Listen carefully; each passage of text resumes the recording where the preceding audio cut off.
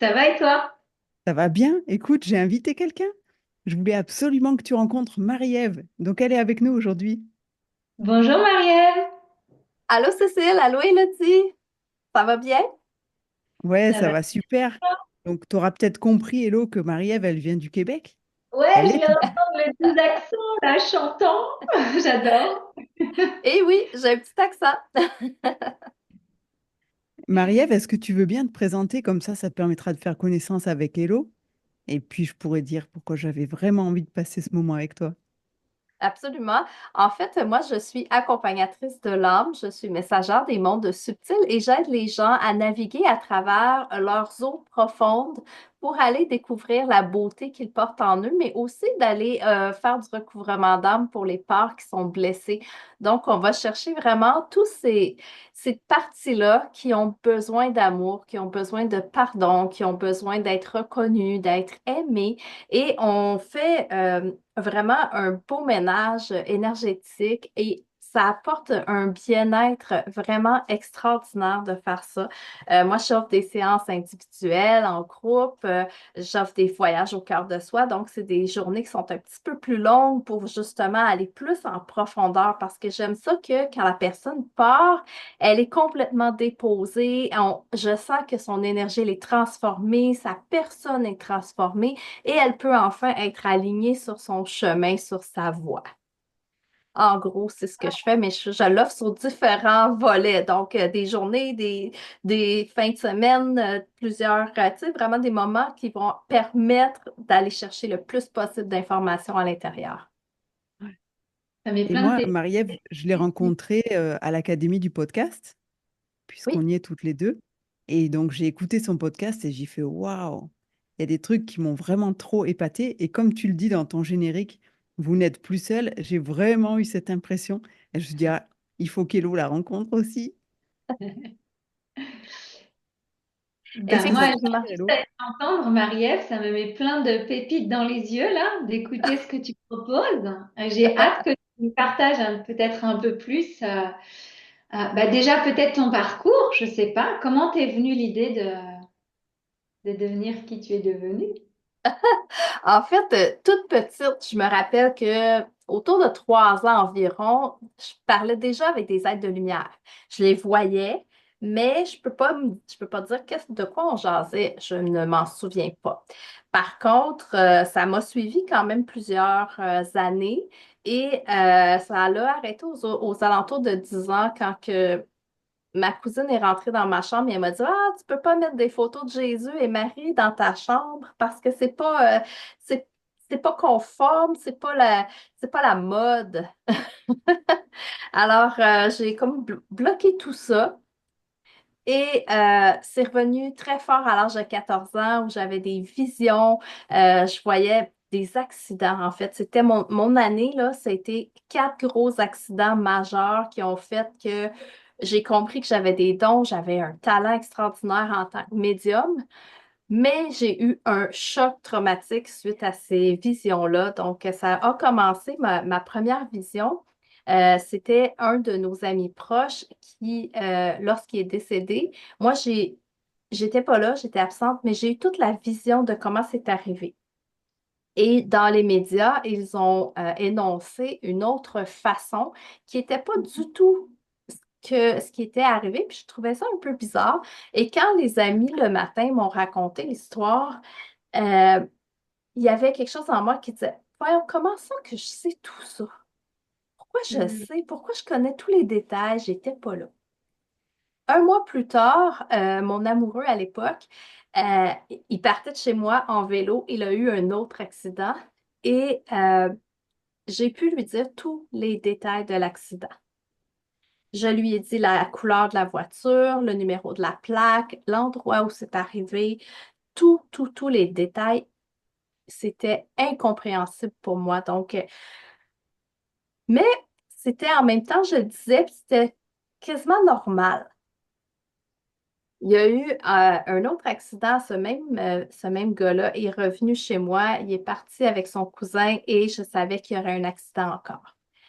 Là, je comprenais plus rien. Là, je commençais à avoir des questionnements à l'intérieur de moi, puis à me dire, ben voyons, pourquoi je sais tout ça? pourquoi je ne peux pas aider? Qu'est-ce qui fait que j'ai aucun contrôle sur cette situation-là? Ensuite, quelques mois plus tard, ma meilleure amie aussi a eu un accident en pleine nuit. Et là, je me suis dit, ben, je peux pas réveiller ses parents à 2 heures du matin. Et là, ça fonctionne pas. Alors, à 6 heures du matin, quand je l'ai appelée parce que j'étais en panique à l'intérieur, je dis, Mélanie, est-ce que tu as eu un accident? Elle me dit oui, j'ai frappé un chevreuil cette nuit. J'ai dit, OK. Et là, ça a été noir pour moi. Là, je voulais plus rien savoir de cette médiumnité-là. Je voulais plus.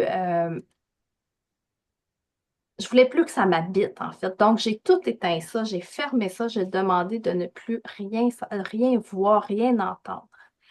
Ça a été à l'âge de 26 ans environ que là, je me suis dit, OK, je suis prête, je me sens plus apte à recevoir ces dons-là. Je sais qu'il y a quelque chose parce que depuis que je suis toute petite que je vois tout ça. Comment je peux faire pour voir que du bon? Alors, de fil en aiguille, j'ai commencé à suivre des cours de tarot, de canalisation, juste pour comprendre ce que j'avais en moi, parce que j'apprenais rien dans ces formations-là. C'était tellement naturel, j'avais l'impression d'être plus loin que ça encore. Donc, de fil en aiguille, j'ai fait plusieurs formations pour me trouver parce que je cherchais qui j'étais, je cherchais comment je pouvais aider l'humanité sans avoir des visions d'horreur. Et c'est de fil en aiguille que j'ai fini par comprendre que quand je me laisse guider, je peux me connecter à l'âme de la personne et elle va recevoir dans l'ici maintenant exactement ce qu'elle a besoin pour son évolution, son ascension, pour aller à la rencontre d'elle-même. Et je permets de faire justement des grandes libérations parce que j'ai un don de guérison aussi qui est très puissant. Par mon cœur, j'émane le rayon de la grâce. Alors, ce rayon-là, ben, permet justement de participer, contribuer à la guérison du cœur des gens que je rencontre. Wow. C'est C'est une sacrée beau. histoire. Oui. Ouais. Et ça me fait Ouais. penser à ce qu'une chamane m'avait dit à moi. Elle me dit, mais tu as toujours été comme ça, en fait. Sauf que tu t'en es coupé. Et c'est vrai que je pense que enfant, et après, moi, comme je suis très neurosciences, je fais le lien aussi avec le développement de notre cerveau, tu vois. Je pense que jusqu'à 7 ans, tant que le cortex préfrontal n'est pas mature, il prend pas le dessus sur le reste, on est plus sur le cerveau un peu plus instinctif et on a accès à ces dons plus facilement. Et après, ben, on a toutes les injonctions de la société, l'éducation. Et moi, j'étais pas du tout dans une famille ouverte à ça. En tout cas, j'ai des tantes et oncles qui sont un peu plus ouverts à ça, mais c'était pas le cas de mes parents. Donc, bah, tu refermes. Tu dis, bah non, ça, c'est pas, ça n'existe pas, c'est dans ta tête, quoi. Hop, Ouais. et tu refermes les portes. Ouais. Mhm. On veut pas, en fait, aller au-delà du moule. C'est difficile d'être quelqu'un d'autre à l'extérieur, tu sais, du moule parce que on est perçu, on est jugé, hein. Moi, j'ai eu droit à tous les commentaires inimaginables. On m'a dit que j'étais dans une secte, on m'a dit que mes affaires, ça n'existait pas. Même mes enfants, au début, ne croyaient pas en ce que je disais. Et là, ben, ils voient bien en vieillissant que, ouais, finalement, ça fait peut-être du sens que ce que je leur apporte. Moi, ça me Ouais. rappelle ce que tu partages là, Marie-Ève. Moi, j'ai eu une apparition christique quand j'avais 12 ans. Sauf que j'ai gardé ça pour moi pendant très longtemps. J'ai pu le partager peut-être il y a 10 ans avec mon papa, qui a été la première personne à savoir. Et ensuite, je me suis dit, OK, c'est le moment de partager aussi avec ma famille. Sauf que moi, ben, par exemple, mon mari, il m'a dit, mais non, mais t'as rêvé. Mmh. Donc, chacun, je dirais, euh, accueille ce qu'on partage avec leurs propres croyances aussi. Et leur capacité à accueillir le subtil finalement, ou pas, dans leur vie, quoi. Ouais, Ben, effectivement, ça prend une capacité extraordinaire pour arriver à croire que l'invisible existe, que ces manifestations-là existent. Et moi, j'ai navigué toute ma vie dans ce jugement-là de dire, ben, on te croit pas, les gens me croyaient pas.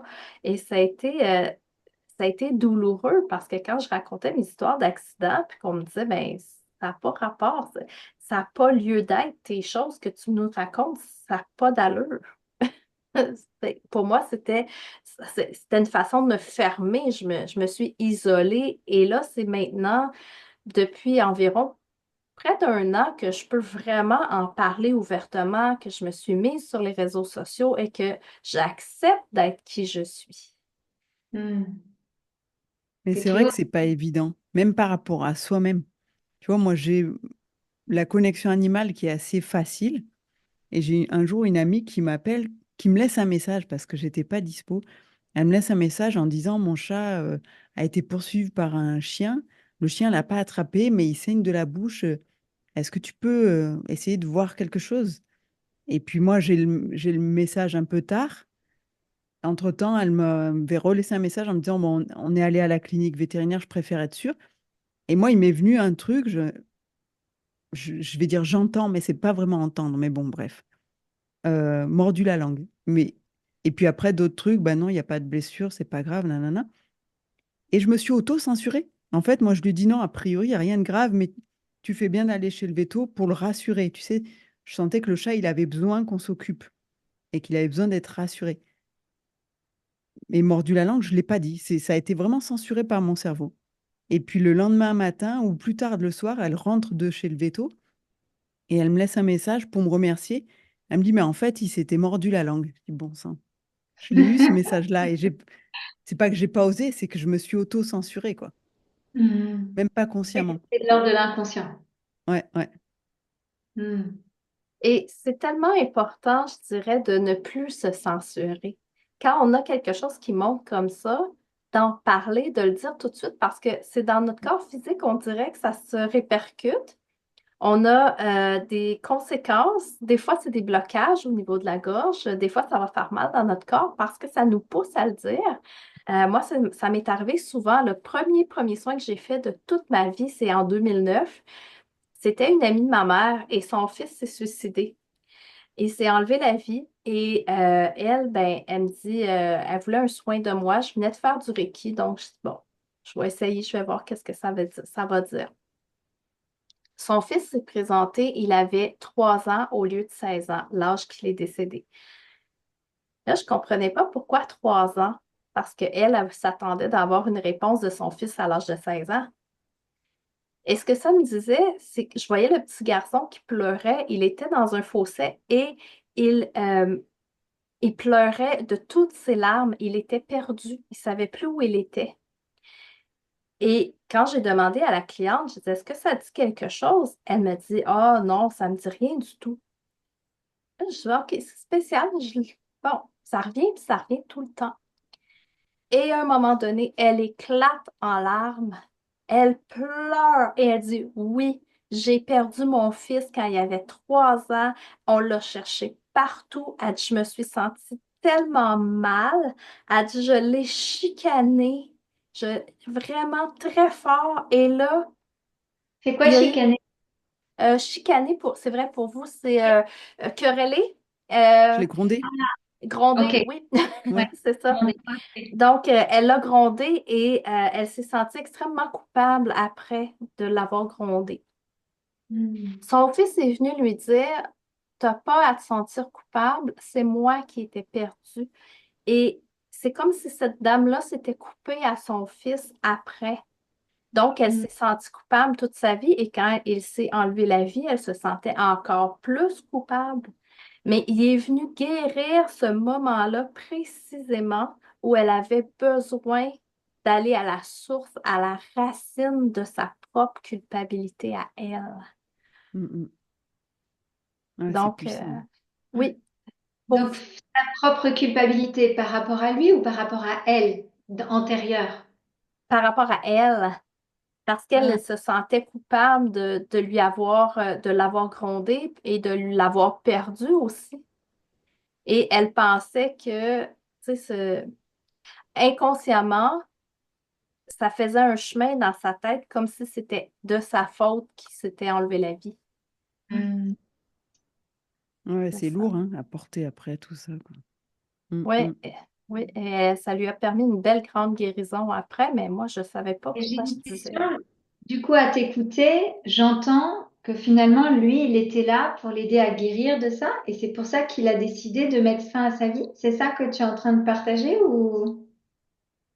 La raison exacte pourquoi il s'est enlevé la vie, je la connais pas, il me l'a pas donnée, mais je sais qu'il y avait une guérison à faire à venir lui apporter ça, c'est sûr et certain. Ok. Ah, ah. Ok.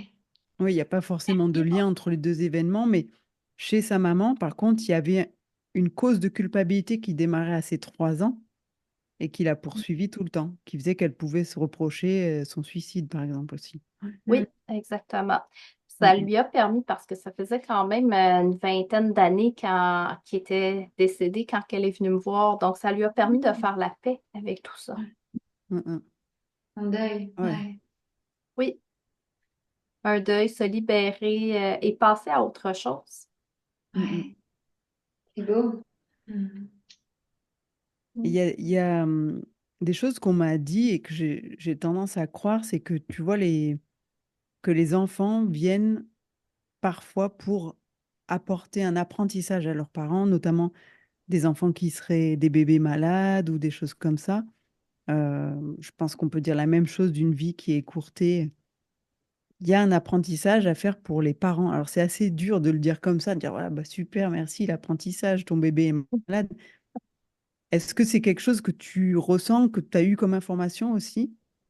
Je dirais que oui, j'ai même fait un épisode dernièrement de podcast avec une maman justement que son bébé voulait lui transmettre un message. Son Oui, bébé c'est est vrai. encore vivant. La petite, elle a 1 an et à la naissance, elle a été réanimée 2 fois. Donc, son cœur a arrêté de battre et au fil des réanimations, ce qu'elle a permis de faire comme expérience à ses parents, c'est l'ouverture du cœur. Donc, elle est venue expliquer à sa maman l'ouverture du cœur qui était nécessaire pour pouvoir venir faire son travail sur Terre. Parce que si l'ouverture n'avait pas été faite, cet enfant-là n'aurait pas eu le même, euh, pas encouragement, mais Le même le, accueil peut-être de la part le de ses même parents. accueil et le Ouais. même élan. Elle n'aurait pas eu toute Mhm. sa place. Elle aurait peut-être été éteinte même dans ses dons, dans son potentiel. Vu que le cœur était fermé. Et là, Ouais. c'est très aligné et elle est la petite, je l'ai vue 2 jours après que j'ai fait ce podcast-là. Elle était magnifique, très lumineuse. Il y avait vraiment quelque chose, un partage qui se faisait dans ses yeux, des étoiles. C'était magique. Ouais. Oui, oui, c'est vrai, tu vois, bah, je t'ai parlé de ça sans, je ne me rappelais plus, mais je l'ai écouté cet épisode. Et rien qu'à la description que tu donnais, moi, je l'ai vue vraiment, ouais, comme tu dis, lumineuse, cette gamine. Mm, mm. Ça faisait envie de la rencontrer, quoi. Tu te dis, ouais, elle doit avoir une Ah. présence incroyable. Ben, en fait, je pense qu'elle fait partie de la vague d'enfants qui vient rebâtir notre terre, qui vient remettre tout l'amour de notre terre à l'ordre. Je Ouais. pense qu'on est rendu là. Je ne sais pas si tu connais, alors comment elle s'appelle? Est-ce que je vais retrouver son nom? Anne Givaudan, Oui, qui fait des voyages comme ça et qui explique justement il y a des enfants qui participent à créer le nouveau monde, il y en a d'autres qui se sacrifient et c'est comme ça. Et moi, je l'ai écouté et j'ai fait waouh. En fait, c'est un peu comme quand j'écoute ton podcast. Je me dis, mais tous les trucs que je crois que je m'invente, parce que moi, j'aime la science-fiction. Donc, en plus, je me dis, ah, j'ai beaucoup d'imagination. Et c'est peut-être pas de l'imagination, quoi. Parce qu'elle racontait des trucs, tu fais waouh. Et j'en suis venue, moi, à me dire, les écrivains qui écrivent de la science-fiction, finalement, c'est pas des gens qui ont de l'imagination, c'est des gens qui canalisent. Connecté. exact. Hmm. Mm. Je crois que oui. Cette connexion-là, on la porte tous en nous, simplement qu'on l'éteint. Donc, ça fait que les synapses dans notre cerveau vont travailler différemment, ils vont créer des nouveaux chemins. Je pense que tu le sais, tu es en neurosciences, c'est ça? Ouais. Ouais, c'est ça. Donc, tu sais, c'est vraiment, ça s'éteint parce que je me souviens avant que tous les événements que j'ai parlé tantôt, les accidents, ce qui s'est passé, c'est que j'ai fait j'ai perdu conscience et j'ai vu la connexion dans mon cerveau se faire d'un côté à l'autre, une ligne blanche comme une éclair qui est passée. Et à partir de ce moment-là, là, j'avais toutes les visions. Alors, je pense que oui, les gens connectés, en fait, je me souviens pas où on s'en allait avec ça. Je parlais de science-fiction et de dire que finalement, c'était Oui, pas de l'imagination, c'est ah non. une canalisation ou des souvenirs de vie antérieure qui peuvent être dans le futur puisque le temps n'est pas linéaire, quoi. Oui, et je pense qu'on vit aussi en multidimensionnalité simultanément. Donc, on peut avoir accès à vraiment différents plans, différentes dimensions. Et quand on les vit en simultané, des fois, c'est très, très sombre, très noir, ce qui peut être vécu. Tu sais, la science-fiction, justement, tu sais, moi, je faisais des cauchemars enfant, puis je disais tout le temps, moi, Stephen King, là, il peut se coucher, hein. J'ai dit, moi, je serais millionnaire si j'avais mis sur papier tous les scénarios qui ont apparu dans ma tête, les cauchemars que je pouvais faire. Ça arrivait 3, 4 fois par année, mais quand ça arrivait, c'était impressionnant, ça faisait peur. Et à la fois, je canalisais tellement du beau que je me disais, OK, comment je peux être aussi dans l'ombre et aussi dans la lumière, tu sais? Mais Ouais. c'est ce que je comprends, c'est on a des multidimensionnalités qu'on va naviguer en même temps dans d'autres plans et c'est des mémoires souvent qui vont monter. Ouais. Et je sais pas toi, mais moi, c'est souvent quand je rêve aussi que je reçois des messages ou des souvenirs de vie antérieure. Parce que quand je suis éveillée, je pense que mon mental, il fait bien la chasse, donc je reçois moins. Mais par contre, je rends bien compte que c'est pas un rêve, c'est pas comme d'habitude, tu vois, qu'il y a un truc particulier, quoi. Je le sens quand c'est un message. Et en général, après, je vais creuser, mais c'est comme ça que je me dis, ah, là, il y a un truc à faire. Oui, je pense que oui, en général, quand on reçoit un rêve, on le sait, c'est comme du vécu, c'est particulier le sentiment qu'on a. Des fois, on est exténué là, quand on sort de ce rêve-là parce qu'on Ouais. a l'impression d'avoir fait un travail très profond. Et je pense que c'en est un, c'est un travail de guérison, tu vois. Moi, je le prends comme ça, quand ça revient à la surface, c'est quelque part, tu as besoin de faire la paix avec ce souvenir-là et que ça peut permettre de comprendre des choses aussi et de mieux accepter la vie qu'on vit actuellement, quoi. Enfin, moi, je l'ai vécu comme ça. Je pense qu'il y a différentes sortes de rêves. Qu'en pensez-vous? Parce que quand je vous entends, pour moi, mes rêves, c'est mon inconscient qui me délivre un message, justement. Et les cauchemars, en général, c'est vraiment en phase d'évolution intense de mon être, avec vraiment des messages quelque part de transformation. Par contre, ce que tu racontes, Cécile, tu vois, sur tes vies antérieures, moi, dans mon cas, j'ai jamais vécu ça. Donc, je sais pas, est-ce que vous avez une réponse à apporter là-dessus? Est-ce qu'on fait différents types de rêves finalement et comment faire la différence? Parce que, par exemple, il y a pas longtemps, j'ai aussi fait un rêve où je pense que c'était pas un rêve en fait, c'était éveillé quelque part, un rêve éveillé en fait, un rêve conscient. Donc, c'est encore un autre type de rêve qui Mm. apporte un autre type de message. Hum, hum. Alors, je Alors, sais pas pour si vous moi, puis avez... après, Marie-Ève, elle Ah, dira, mais tu as effectivement le rêve qui est plus le processus qui permet au cerveau de se détoxifier, tu vois, qui fait partie du sommeil. Mais ce que je décris, que j'appelle rêve, en fait, c'en est pas un. C'est un moment où finalement on profite que mon mental soit endormi et que je n'ai pas le préfrontal qui vienne censurer et bloquer pour m'envoyer des messages. Donc pour m'envoyer des souvenirs de mes vies antérieures. Après, est-ce qu'on est tous capables de les voir? J'en sais rien. Moi, on m'a dit que j'étais médium vie antérieure. En tout cas, j'arrive à aller chercher des choses sur les miennes de vie antérieure. hmm. J'ai pas cherché sur les autres encore parce que on y va tranquille. Mais, mais tu vois, pour moi, c'est deux choses différentes. Mais c'est un moment où tu as un seuil de vigilance qui est moindre, et ben où là, le message, tu es capable de l'entendre. Pour moi, c'est ça. Je sais pas, Marie-Ève, quelle est ta version? Ben, pour moi, les rêves, c'est moins ma spécialité, mais ce que j'en ai compris avec le temps, c'est des différentes phases de notre sommeil ou d'état de conscience. Donc, J'arrive souvent à aller en phase θ et quand je vais dans ces phases-là, j'ai l'impression que c'est beaucoup plus profond. Je peux aller plus loin, plus en profondeur dans mon inconscient, subconscient et peut-être même dans les vies antérieures, mais aussi le futur et dans nos mémoires d'il y a des éons, je dirais, là, autant dans le galactique, tout ce qu'on a pu vivre parce qu'on n'était pas juste sur Terre, on était partout ailleurs. Fait que ça dépend.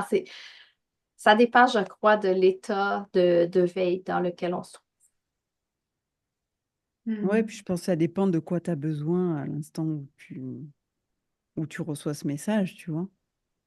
Oui, aussi. Je crois que ça fait, comme Élodie le disait, ça fait partie justement des libérations ou de ce qu'on a à vivre, à transmuter, tu sais, quand on fait un rêve éveillé, c'est qu'on est prête à aller le transmuter, on est prête à le travailler, on est prête à le regarder, à le faire monter et ben, le libérer.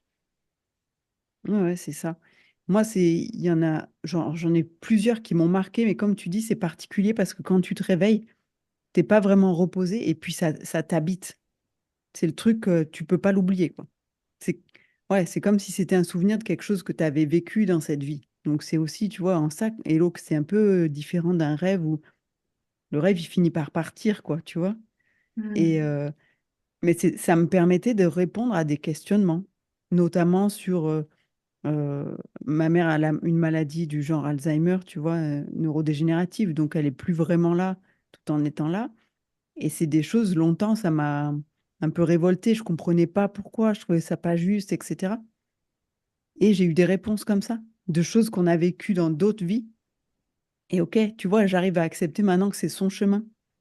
Et j'ai pas à me battre contre ça parce que c'est son chemin à elle. Voilà, donc c'est ça, ça m'a apporté, moi, de la sérénité, finalement, de l'apaisement par rapport à des choses qui pouvaient être des souffrances. Je crois que c'est une belle attitude à avoir aussi, le lâcher prise, justement parce que la vie de l'autre, c'est pas la nôtre, c'est pas le choix qu'on a fait sur Terre. On a chacun nos expériences, nos buts précis d'incarnation. Et je pense que quand on arrive à lâcher prise sur la vie de l'autre, on arrive à trouver cette paix-là à l'intérieur de nous. Ça, je suis entièrement d'accord. Hmm. C'est pas forcément facile. Oh non! Qu'est-ce que t'en dis, Hello? Ça te laisse sans voix, on Ah, dirait. bah, tu vois ce que tu viens de partager. Moi, je vis la même chose avec mon papa, qui a la maladie de corps de Lewis et qui petit à petit perd la mémoire. Moi, j'ai été chercher un peu, enfin, comment dire? On va dire que j'ai reçu des réponses. Évidemment, on va dire que je suis très en lien avec Sainte-Thérèse de Lisieux, par exemple. Je sais pas si tu connais Marie-Ève.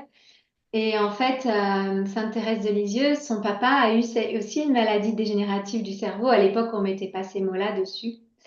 Et en fait, pour moi, ce que j'ai compris en fait de cette maladie, en tout cas, c'est comment dire la signification que moi j'y mets avec mon regard, avec mes croyances et tout ça, mon expérience et mon lien à mon papa.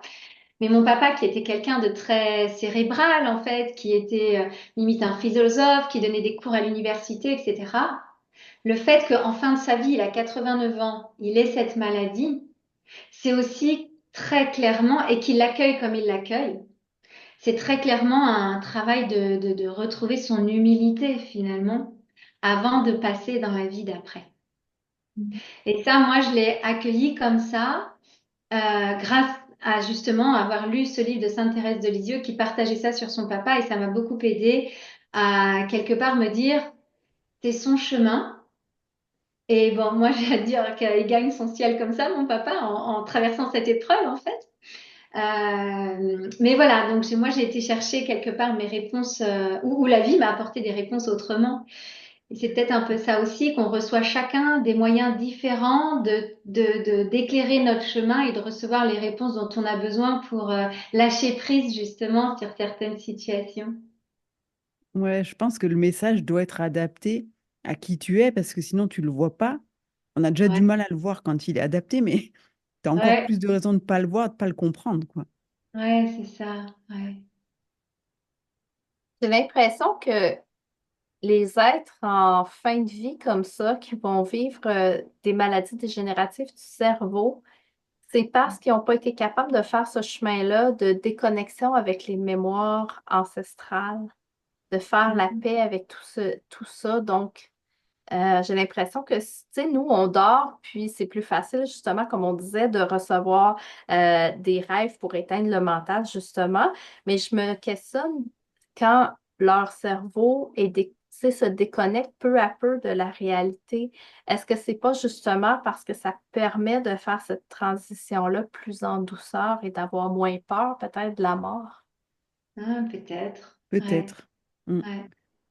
Moi, c'est vrai que pour ma mère, je me suis dit à un moment, c'est une façon de se couper d'un monde qui est trop violent, dans le sens qui lui a apporté trop de souffrance, où elle a passé un seuil où ben là, elle pouvait plus, et pouf, c'est comme un shutdown, quoi.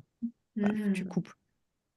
Et moi, j'ai réussi à me connecter avec elle. Alors, on n'a plus la possibilité de parler ensemble, mais donc j'ai essayé de me connecter à son âme et j'ai réussi à le faire. Et je l'ai senti beaucoup plus en paix que les dernières fois où on avait pu parler dans le monde physique, quoi. Comme s'il y avait des choses qu'elle comprenait et qu'effectivement, je pense que ça fait partie du chemin pour, euh, pour apaiser le vécu et puis peut-être nettoyer les... Je sais pas si les dettes karmiques, ça existe vraiment, mais tu vois, c'était un peu l'idée de nettoyer aussi ce qui avait été fait dans d'autres vies qui pouvaient être violents, même si c'était bien intentionné. Mais on a tous des vies où on a eu des comportements dégueulasses, hein. Ok, oui. Et je trouve ça intéressant la façon dont tu l'abordes. Quand tu dis que tu as réussi à te connecter à son âme, je pense que c'est là la réponse. Parce que justement, en te connectant à l'âme de ta mère, tu as pu la ressentir dans sa véritable présence, dans son être-té. Ouais. Et quand on est dans l'humain, qu'on est connecté avec la parole, avec les mots, c'est plus difficile parfois de connecter avec le cœur. Tandis que là, tu as vraiment comme lâché prise et tu as connecté avec ton cœur, avec son cœur et dans ma âme, vous avez échangé. Et je pense que juste ce simple fait a permis une grande guérison, autant pour toi que pour elle. Parce que je pense que tous les humains, on est appelés à faire ça éventuellement, à communiquer par le cœur avec l'âme. Ouais. Mm, mm. Ouais, et j'avais comme l'impression, tu vois, maintenant, en parlant, qu'il n'y avait plus de rapport mère-fille. On était plus à égalité, tu vois, deux personnes qui parlent, mais ouais, je sais pas comment dire. Il D'âme n'y à avait pas âme. ce lien particulier, ouais, vraiment d'âme à âme, sans jugement, sans considération de je suis ta mère, donc tu me dois le respect ou des trucs comme ça, tu vois. C'était vraiment tellement plus Pur. fluide et Mhm. plus libre. Ouais. C'est un grand cadeau. Mhm. Ouais, ouais, ça m'a fait du bien. C'est un grand cadeau. Puis j'espère que les gens qui vont nous écouter vont l'essayer de se mettre en connexion avec leurs parents, avec leurs proches, avec leurs enfants aussi, pour voir justement quand on est dans le cœur, la différence versus quand on est dans notre humain, dans notre mental. Justement, les rôles père, mère, fille, enfant, tout ça, ça joue des tours. Ça introduit plein de biais finalement, plein d'interprétations. Quelque part, ça nous empêche d'être nous-mêmes, quoi. Oui, On est absolument. obligé de passer par là, n'est-ce pas? On est obligé Ça fait, par- d'expérimenter ça pour Ça fait voir. partie du chemin. Mm. Ouais. Le retour à soi, je crois que ça part là aussi, hein, de comprendre qu'on est égal avec tout le monde et que quand Mhm. on enlève les masques, on enlève les rôles et qu'on se permet d'être pleinement qui on est, ça change tout. C'est- Ouais. Ça, ça devient tellement plaisant, tellement agréable d'être soi, sans les Mhm. résistances, sans les contractions, tout ce qui nous freine en fait dans notre vie. Si ça, c'est plus là, on a le chemin, tout le potentiel est là. J'ai une question, Marie-Ève. Si on pouvait transmettre aux gens qui nous écoutent le plus petit pas qu'ils pourraient faire pour justement se connecter peut-être plus régulièrement au cœur et entamer ce chemin finalement. Ben, je pense que la première chose, c'est d'avoir confiance en eux. Je pense que la confiance en ne serait-ce que le plus petit pas, avoir confiance en leur petite voix, avoir confiance que c'est juste et que c'est bon d'écouter ça, ça permet d'ouvrir beaucoup plus grand le cœur, je pense. Ouais, je suis assez d'accord finalement. On a tendance à se couper beaucoup de nos intuitions et de tout faire par le raisonnement, tu vois, par le mental. Alors qu'en fait, moi j'aime bien dire, ton cœur, lui, il sait, arrête de réfléchir, quoi. Et ça me fait penser à une discussion que j'ai eue avec deux amis qui sont deux médiums aussi et que j'ai rencontrés quand je suis devenue authentiquement moi, en fait, hein, comme par hasard. Et on, on observait quelqu'un qu'on connaît qui disait, ouais, je me pose des questions par rapport à mon job. Elle est passée à temps partiel et puis est-ce que l'année prochaine, je reviens à temps complet? Pour nous, c'était clair que si tu es passé à temps partiel, c'est que tu avais besoin de ça. Et c'est ça la bonne solution, tu vois. Et on s'est dit, mais là, elle réfléchit trop. Elle était en train de peser le pour et le contre. Elle dit, ah, je vous dirai la semaine prochaine. Je dis, à tous les coups, elle va reprendre à temps plein. Et pour moi, c'est une erreur. Mais bon, c'est mon avis, quoi. Et effectivement, elle reprend à temps plein. Et pour moi, c'est l'illustration de ça. C'est quand mon mental prend le dessus, mais je m'écoute pas. Alors qu'elle était fatiguée, tu vois. Donc, pour moi, le temps partiel, on l'a trouvé beaucoup plus en forme là que quand elle bossait à temps plein, quoi. Mais c'est typique du mental qui parle à la place de ton cœur, quoi. On Et est ce comme sont, ça. On aime aller expérimenter plusieurs fois des fois pour ouais, on a besoin. pouvoir s'en sortir, C'est ça. se sortir de ce moule-là. Et des fois, ça prend deux, trois, quatre fois, hein. Ouais, à Oui, c'est un peu différents ça. niveaux de conscience, quoi. Ouais. Oui, puis je pense que si on travaille pas sur notre conscience, on reste dans ce palier-là, on plafonne à un moment donné et si on travaille pas cet état-là, ben on reste là. On peut pas aller plus loin. On peut pas avoir des informations qui vont venir d'un plan de conscience plus élevé. Ça rentrera pas. Ça va rentrer si on est super bien, qu'on est super joyeux. Et si on retombe dans notre mental, c'est comme si on se rappelle pas de ça. Mm. Pour Tu moi, disais c'est tout comme à ça. l'heure, Oui. Marie-Ève, que tu faisais du Reiki. Moi, c'est ce qui m'a permis de rouvrir un peu toutes mes connexions, j'ai envie de dire. C'est d'être initié au Reiki. Et là, d'un coup, il s'est passé des choses, quoi. Comme si je Ben, retrouvais ma vraie nature. en fait, le Reiki, pour moi, c'était une initiation. La personne avec qui j'étais à l'époque, je lui ai dit, j'ai dit là, j'aimerais ça essayer le Reiki. J'ai dit, je pourrais savoir ce que ça fait, tu sais. Elle me regardait, elle a dit, toi, t'es beaucoup plus que ça. Là, j'arrête, là. Je dis, je connais rien, je suis pas plus que le Reiki. Elle dit, je vais te le donner, je vais te donner la lecture, lis-le, puis c'est tout. C'est plate comme, comme formation, c'est endormant, là. Alors, j'ai fait la lecture. Elle dit, OK, c'est bon, t'es beau, continue. Alors, elle m'a fait faire deux niveaux comme ça. Je fais, ah non, je continue pas dans le Reiki, j'aime pas ça. Et j'ai eu un conjoint un peu plus tard. Et là, lui aussi était maître Reiki. Il me dit, ben, je dis, écoute, j'aimerais ça faire la paix avec le Reiki, donc je pourrais faire les niveaux 3 et 4.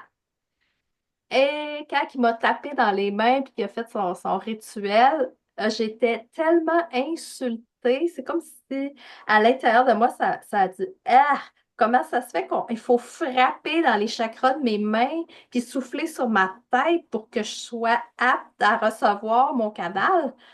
Non, non, moi, là, le Reiki, c'est fini, là. Mais ça m'a quand même permis d'aller beaucoup plus loin, d'aller chercher et juste de me faire confiance que j'étais ce canal-là et que j'avais tout ce qu'il fallait dans l'instant présent pour aider la personne qui était là devant moi. Ouais. Ouais, moi, je connais des gens aussi qui ont pas besoin. des initiations Reiki pour capter les fréquences, etc. Après, moi, je pense que j'en avais besoin pour me rappeler qui j'étais et je suis contente. Et puis, après, je sais pas comment on te l'a enseigné, mais pour moi, c'est une super belle histoire, l'histoire du Reiki. Et je vais pas en parler là parce que c'est pas le sujet, mais c'est. Voilà, ça m'est pas tombé dessus par hasard, quoi. Ouais. J'en avais besoin, vraiment. Hmm. Tu veux pas Ben, juste raconter ce que tu as ouvert dessus? Raconter. Bah, t'as dit, je vais pas raconter là, mais en même temps, tu nous en as trop dit pour pas nous en dire plus. Ah, mais l'histoire du Reiki, ben, vous avez 2 heures. Parce que c'est ce que je raconte en 2 heures dans la formation. Tu vois, toute l'histoire de Mikao Usui, comment ça s'est passé, comment c'est venu à lui, comment le Reiki a failli disparaître. Et puis, en fait, non. Enfin, voilà, il y a beaucoup, beaucoup de choses. Donc, c'est pour ça que j'ai dit, je vais pas en parler là, parce que c'est Ouais. trop long et ça mérite de le raconter de belle façon et pas juste Mhm. en résumé. ex- C'est pour ça. Exactement. Je pense que, tu sais, il y a eu beaucoup de gens qui ont manipulé aussi l'énergie du Reiki, qui ont fait un petit peu n'importe quoi. Nous, les gens ici au Québec, je ne sais pas comment c'est pour vous, mais les gens ont le droit de rajouter des enseignements dans les cartables, dans les écrits. Pour moi, ça ne suit pas la ligne justement de M. Usui, tu sais. Alors, il y avait cette déformation-là, peut-être qu'on a essayé de faire du Reiki qui était un peu étrange pour moi, mais j'ai vu tellement de gens qui ont justement, que ça leur a permis de s'élever, de se découvrir, de découvrir l'énergie, la beauté dans leurs mains, tout ce qu'ils portaient. Ouais. C'est magique, là, quand même. Mm. Il y Et a encore une toujours fois, des dérives parce que il y a des égos qui rentrent en jeu et que mais ça, finalement, c'est quand tu as vrai dans n'importe accès. quelle pratique. Pardon? C'est vrai dans n'importe quelle pratique. Oui, tu as accès à cette énergie. Bah, si tu fais pas attention, tu as vite fait de te dire waouh, c'est moi qui fais ça. Non, c'est pas toi qui fais ça en fait. Voilà. Et une des valeurs du Reiki, c'est l'humilité de reconnaître que j'y suis pour rien. Je suis un canal, je transmets et c'est tout. Si ça se passe bien, c'est pas de ma faute. Si ça se passe mal, c'est pas de ma faute. Voilà. Et ça fait partie de l'enseignement qu'on est censé donner au Reiki. Après, nous, en Europe, on a des congrès, des rencontres de maîtres Reiki.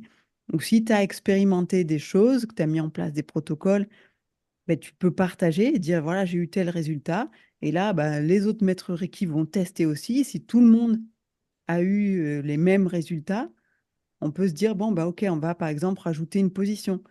Je sais que Nita Mokanu, qui m'a enseigné la maîtrise, il a rajouté une position pour le troisième œil, qu'il n'y avait pas au départ. Tu vois, que tu peux faire comme ça ou comme ça. Mais ça a été validé par une grande assemblée, quoi. Après, voilà, je pense que c'est les égos qui détournent un peu les choses, mais l'énergie Reiki, elle peut pas être manipulée, donc finalement, c'est qu'une impression de vouloir en faire ce que tu veux, alors qu'en fait, elle va où elle doit aller, et puis c'est tout, quoi. Oui, je suis d'accord avec ce que tu énonces, mais justement, le fait qu'il y avait une grande communauté qui testait, ça fait toute la différence de nous, quand on nous l'enseigne au Québec, c'est une personne qui l'enseigne et il n'y a pas personne qui valide. Mm, Et mm. donc, il y a eu beaucoup de gens qui ont changé plein de choses, qui ont adapté les enseignements ou ils ont rajouté des protocoles, ils ont enlevé des protocoles, tu sais, donc ils ont vraiment modifier, je dirais, ce qui était l'enseignement initial. Mhm. Donc, mais c'est ça. C'était une petite parenthèse. Mais Ouais, tu sais, pour moi, c'est ça, ça m'a permis de tellement aller plus loin, de me faire confiance aussi, parce que de dire, OK, j'ai tout ça à l'intérieur de moi, j'ai même plus besoin de faire des formations.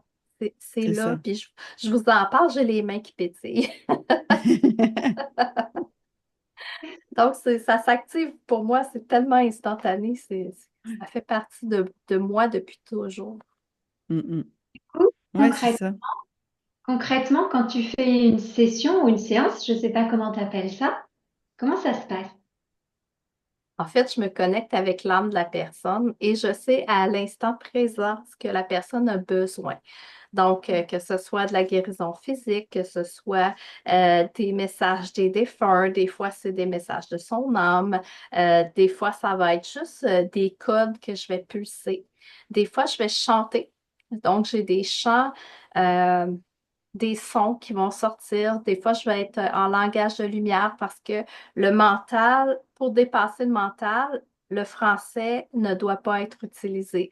Donc, j'utilise vraiment des syllabes, des sons. Et là, les gens, là, ça va au-delà du mental. Ça se connecte avec l'âme et la personne reçoit la fréquence qu'elle a besoin de recevoir dans l'ici maintenant. Donc, en gros, c'est ça. Wow. Yes. Ça a l'air d'être une sacrée expérience, hein? Quand même, oui. Et c'est efficace autant en ligne qu'en présentiel. Ça fonctionne des deux façons. Ouais. Ouais. Et tu Ouais. parlais du langage de lumière. Donc, moi, j'ai écouté un de tes épisodes où tu parles en Oui. langage de lumière et j'ai fait waouh. Tu sais, ça m'a fait penser à la langue des elfes dans Le Seigneur des Anneaux. Ouais. Et j'avais une question pour toi par rapport à ça. Est-ce que ce langage de lumière, tu l'apprends ou juste il sort de toi comme ça, quoi?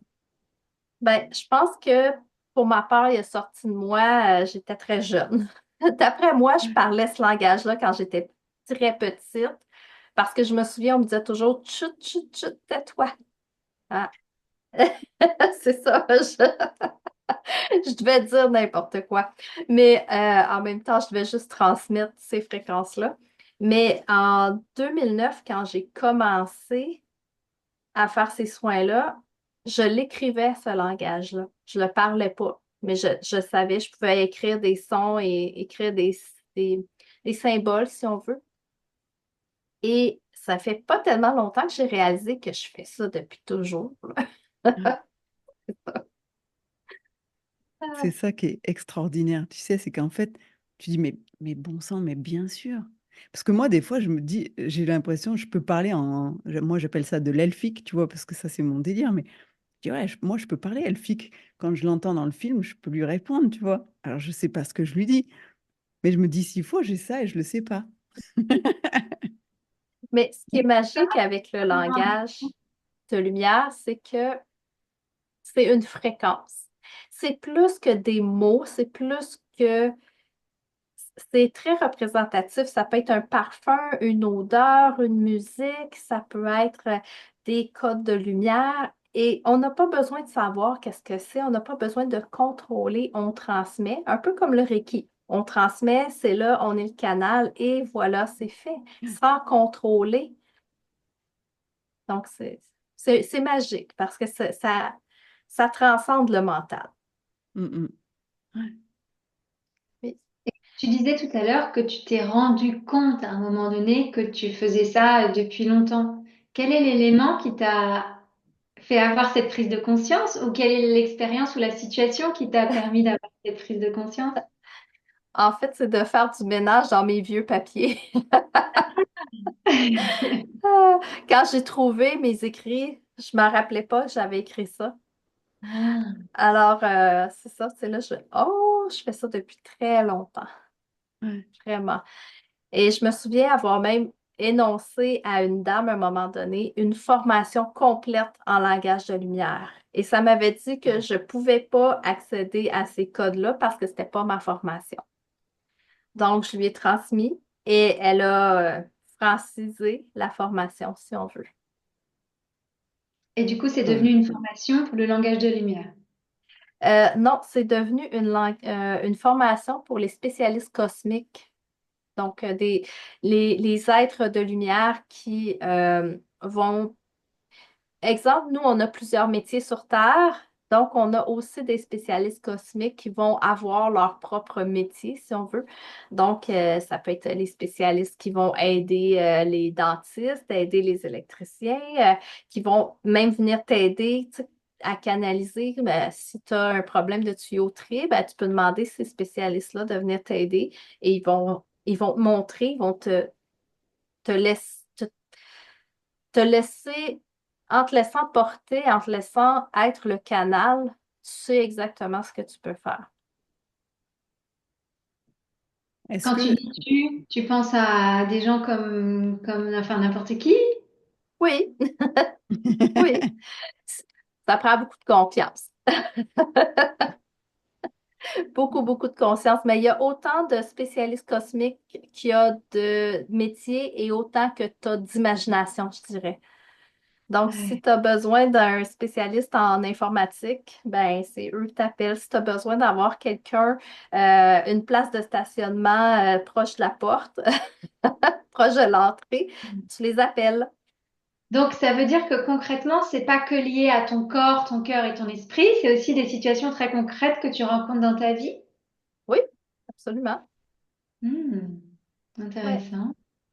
ouais. Mais c'est ça, Bah, il suffit de demander, hein, parce ouais, qu'on a, demander, bon, c'est vrai. oh oui, toute l'aide du divin est là. Ils ont des Ouais. noms, des spécialistes cosmiques, peut-être. Ils ont peut-être d'autres noms. Pourquoi pas? Alors, comment est-ce que tu demandes, toi, quand tu fais une demande concrètement pour tous ceux qui nous écoutent? Parce que bon, je pense qu'il y en a qui vont être intéressés. Comment on peut demander? Ben, je ne sais pas dans quelle région vous êtes exactement, mais supposons qu'on est à Paris, on peut demander la circulation fluide parce que c'est comme ça. Tout simplement, je demande la circulation fluide. Mais J'ai tu Moi, dois je le pas. besoin. fais souvent, hein. Comment tu as dit ça?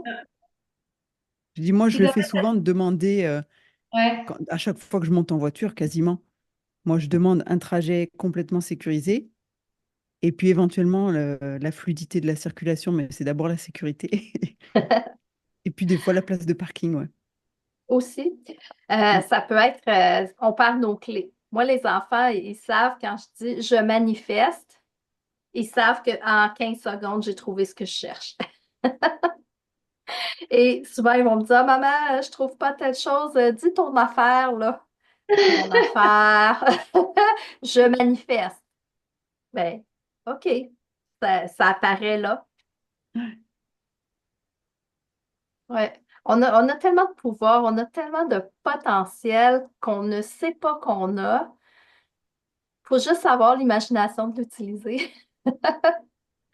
Ah, Ouais, il faut vraiment. oser demander en fait et oser essayer. Ah oui, oui, des anecdotes pour moi, j'en ai. Je pourrais vous parler encore 2, 3 heures. Ouais. Bah, peut-être partage-nous peut-être une parmi toutes celles que tu as en tête. Ben, oui, une anecdote qui monte justement de je manifeste. J'avais mon téléphone cellulaire avec moi, je l'avais dans mes mains et je me souviens de l'avoir mise dans ma poche. Et quand je suis revenue, je suis sortie faire une commission, quand je suis revenue à ma voiture, j'ai pas mon téléphone. Alors, je retourne en dedans, je vais voir, et ça me dit non, fais confiance. Et là, je dis, je manifeste. Et je suis revenue à la maison sans avoir mon téléphone. Je suis rentrée à la maison, le téléphone était sur la table de cuisine. Ah ouais. Ouais, c'est ça, c'est avoir la foi que tout est là, tout est accessible et infini. Notre potentiel est infini. Donc, quand on demande, c'est de le faire vraiment avec la foi, du lâcher prise, du lâcher de notre mental, de ce qui est possible dans notre monde matériel, en fait. Oui, et de s'amuser.